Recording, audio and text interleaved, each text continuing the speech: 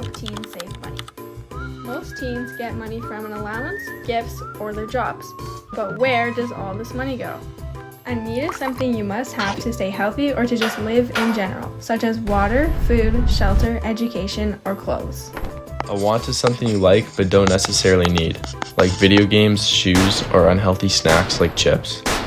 When teens mix up wants and needs, they spend too much and save nothing.